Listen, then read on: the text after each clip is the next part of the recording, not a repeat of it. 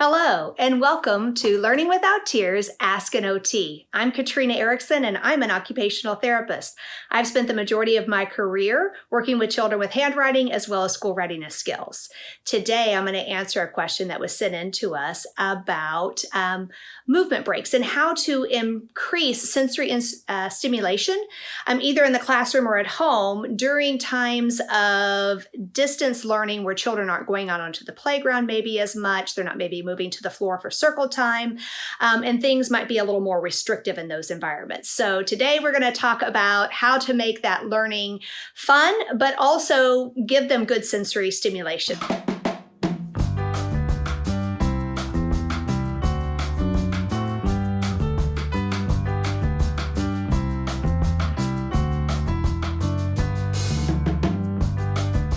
So we're going to start off with incorporating activities within your core subjects that encourage the children to move. So something like a game like Make a Move. So let's say you're talking about a writing prompt, or you're talking about a particular subject.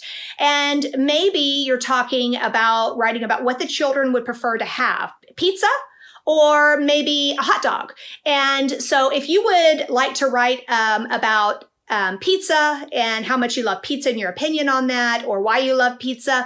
What I want you to do is go ahead and move and sit on the floor next to your desk or next to your chair.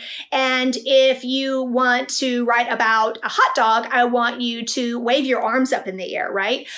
You can make more complex movements with your students if they're capable of doing those.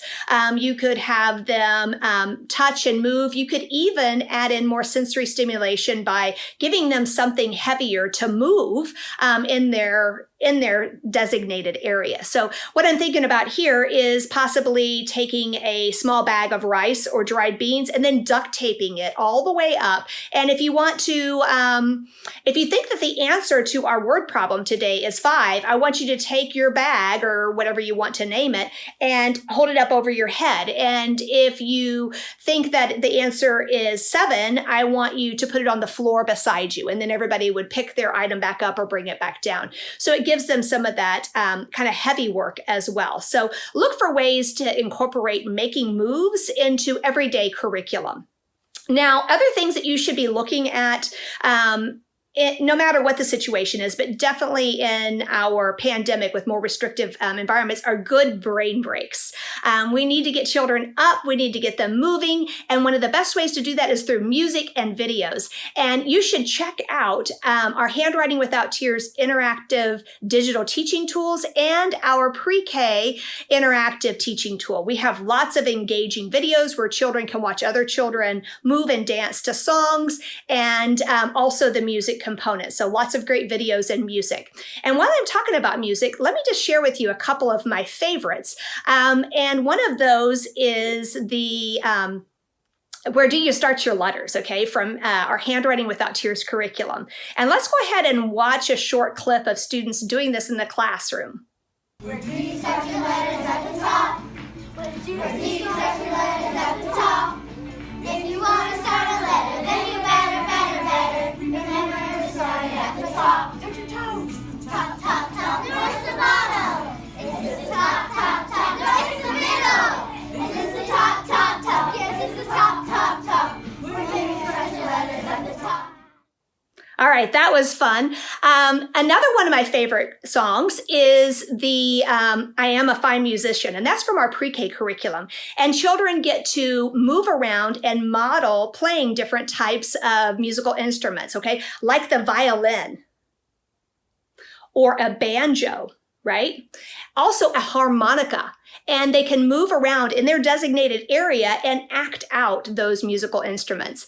And finally, my other favorite song from our pre-K curriculum, it's on our Get Set for School sing-along CD, is Spiders Love to Party. So I like for children to go ahead and make me a little craft spider. So I have my little craft spider here, and we can dance around with our spiders in our area. You could even teach children about the 8 legs that spiders have and have them interlock block their thumbs, and then they have 8 legs on either side and they can dance their little spider around. So it's a fun song for children to get up and move. So make sure that you're giving them opportunities for brain breaks. Now there's lots of things online. You can find things on YouTube, you can find music.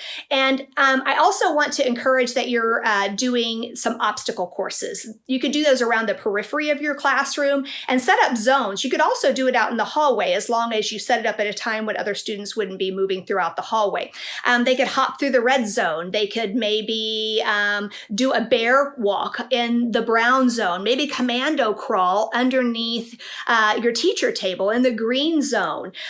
They could walk on their tippy toes in the blue zone. So you could have different things. You could challenge your students and change those throughout the year. Now, lastly, I have our total posture stomp for you. This is something you can do with your students right in their seats. They don't have to move. And it's a great way to wake up their brains, get their bodies moving, get them a lot of sensory information, and get them ready for more learning. So let's go ahead and watch some children doing parts of the total posture stomp in class. All right, pat your legs.